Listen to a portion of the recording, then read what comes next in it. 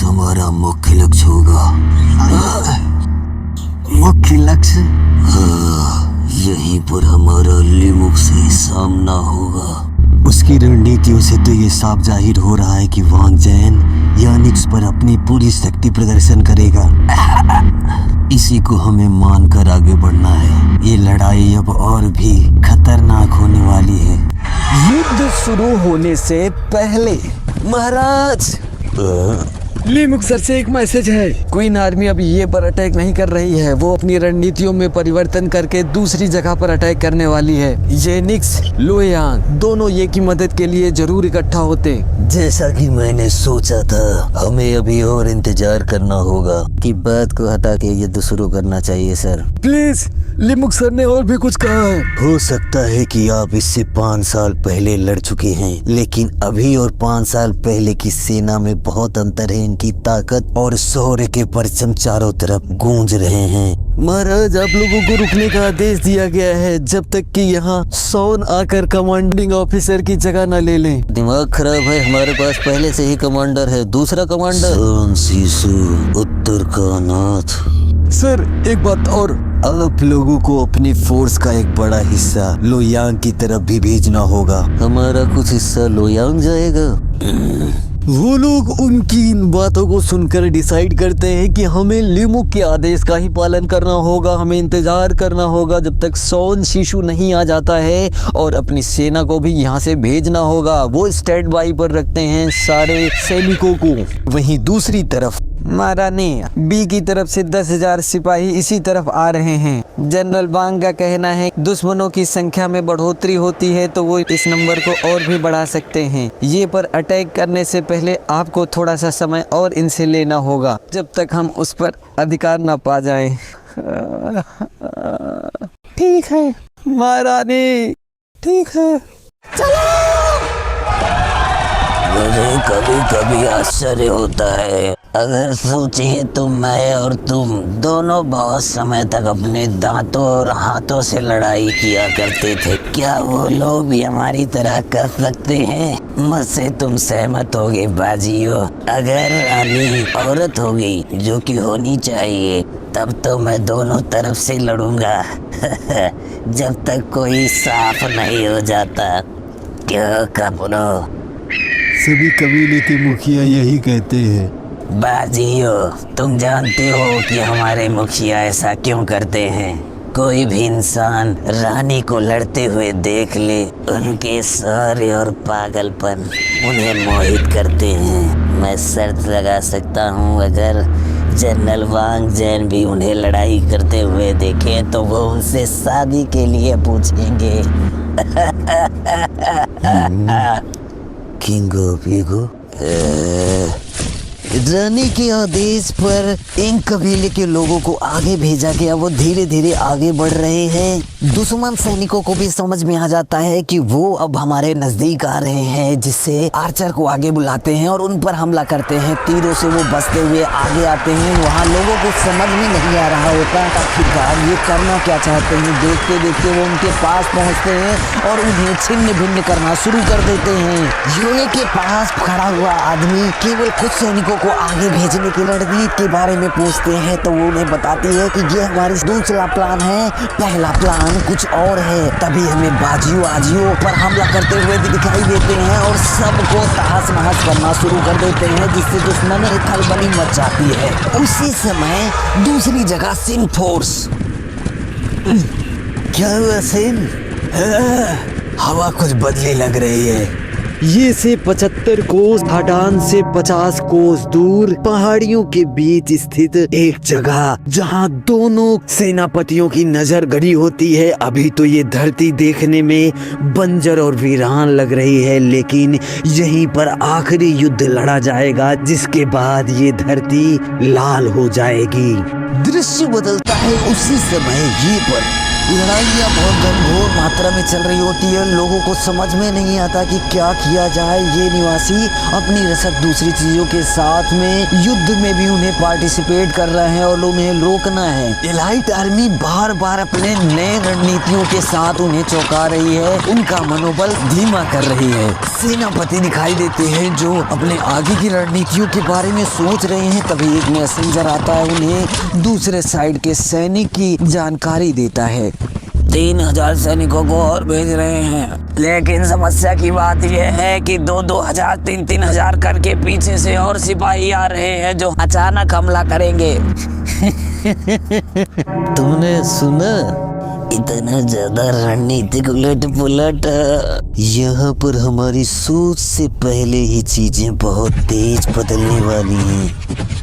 क्या अब लीथों से लड़ने जा रहे हैं? सुनने में तो ये अजीब है, लेकिन कुछ मजा करने का टाइम आ गया है। सेनापति अर्जेंट रिपोर्ट, 2000 सैनिक बाईं तरफ से हमारी ओर आ रहे हैं। सब के सब घुड़सवार हैं और सीधा युद्ध के मैदान में ही पहुंचेंगे।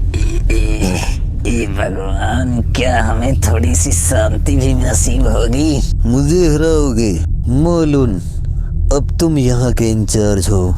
उसी समय दोनों पक्षों में रणनीतिक तौर पर खुद को दुरुस्त करने की होड़ चल रही है। अपनी सेनाओं को विशेष स्थितियों के लिए सुसज्जित और स्थगित करने का काम कर रहे हैं। दोनों सेनाओं के रणनीतिक आधार पर उन्होंने अपनी सैन्य टुकड़ी को 3 भागों में डिवाइड किया। झाओ आर्मी 60,000 सैनिकों के साथ मध्य में रहेगी। लेफ्ट विंग में 30,000 सैनिक और राइट विंग में 30,000 सैनिकों के साथ उन पर हमला करने वाली थी।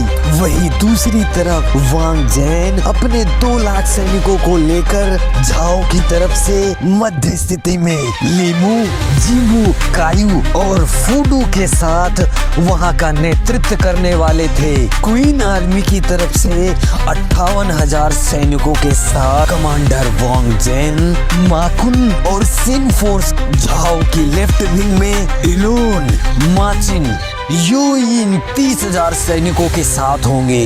उनके सामने यागुन और फू 25,000 सैनिकों के साथ राइट विंग में जी हुई और माचेंग के साथ 30,000 सैनिक। उनके सामने लाहू के केवल 5,000 सिपाही। क्वीन आर्मी के मध्य बेस को 3 लेयर्स में बनाया गया। सबसे आगे वांग जैन, उसके पीछे माकुंग की आर्मी और सबसे पीछे सिन फोर्स को रखा गया।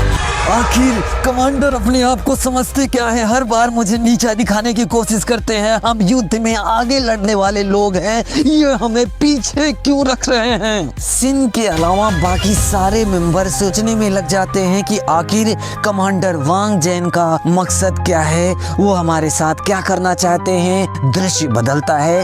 झाओ आर्मी सबसे पहले कमजोर बेस को अपना निशाना बनाना चाहती है, इसीलिए लाहू के सामने 30,000 सैनिकों को आगे जाने के लिए कहती है। उन्हें जल्द से जल्द खत्म कर एक जगह पर अपनी विजय प्राप्त कर उन 30,000 सैनिकों को सेंट्रल में शामिल होने का आदेश मिलता है। जैसे ही वो वहां जाते हैं, सामने सैनिकों का कोई हलचल नहीं दिखाई देती, जिसके कारण वो वहीं खुद को वहां पर रोकते हैं। अंदाजा लगाने की कोशिश करते हैं कि आखिर वो चाहते क्या हैं। सेनापति, 30,000 सैनिक झाओ के आ चुके हैं, अब यही समय है आगे बढ़ने का।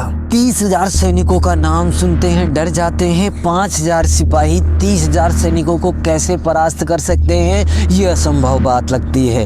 तो क्या वो हमसे यही चाहते हैं? मेरे हिसाब से हमें आगे बढ़ना चाहिए। सर, आपकी जय हो। हमेशा की तरह तुम सबसे पीछे आओगे, समझ गए? वांग वहां से आगे निकल जाता है अपने कुछ सैनिकों को लेकर। उसका बेटा भी उसके साथ जाना चाहता है, लेकिन उसे रोक देता है। क्या हुआ लेफ्टिनेंट?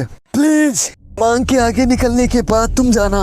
हाँ जरूर, मैं भी यही करूँगा। आपको एक बार फिर से उसके बारे में सोचना चाहिए। इतने कम उम्र में उन्होंने जो हासिल किया है, अब वो बड़े हो गए हैं। वांग जैन के इस खतरनाक मुहिम में भी उनके आदेश का पालन करने में तनिक भी उन्हें संदेह नहीं हुआ। उनके अंदर बिल्कुल खौफ नहीं है, निस्वार्थ और ताकत अदम्य रूप से भरी हुई है। मैं आपसे शर्त लगा सकता हूँ, इस जंग के बाद हमें एक महान जनरल मिलने वाला है। उसकी आंखों में साफ दिखाई देता है। मैं जानता हूँ, मैं सब कुछ जानता हूँ, उसके बावजूद वो हमेशा मेरे लिए बच्चा ही रहेगा। दूसरी तरफ झाओ आर्मी के पास में संदेश आता है कि उन्होंने अपनी सेना 5000 की टुकड़ियों को भी अलग अलग भागों में बांट दिया है, जिसे सुनकर उन्हें कुछ समझ में नहीं आता कि आखिर ये करना क्या चाहते हैं। तभी वहां पर अचानक से मांग का हमला होता है, बहुत तेजी से हमला करता है, जिसे देखकर सब लोग सतर्क हो जाते हैं और अपनी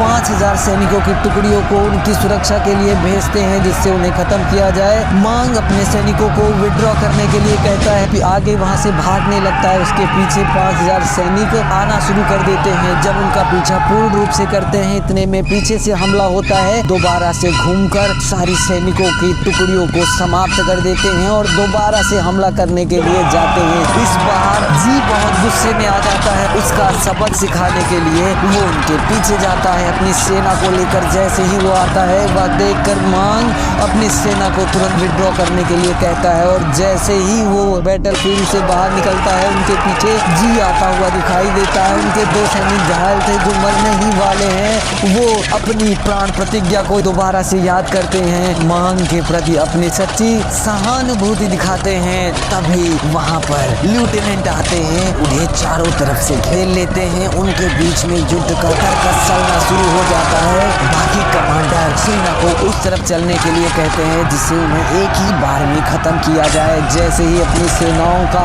दिशा वो बदलते हैं, सामने से माखुन अपने सैनिकों के साथ उन पर एम्बुश करता है। दिशा बदलने के कारण उन्हें बहुत समस्याएं होती हैं। 5000 सैनिकों के साथ वो उन्हें काटना शुरू कर देता है। वांग के आदेशों पर 5000 की टुकड़ियां आगे भेजी जाती है, जिससे उन्हें आसानी से तेजी के साथ समाप्त किया जा सके। यहाँ वांग की रणनीतियां रंग ला रही थी और अब झाओ आर्मी की तरफ से शिकस्त होती हुई नजर आ रही है। इसी के साथ आज का एपिसोड होता है खत्म। आई होप आपको आया होगा पसंद। मिलते हैं कल, तब तक के लिए बाय बाय, सी यू।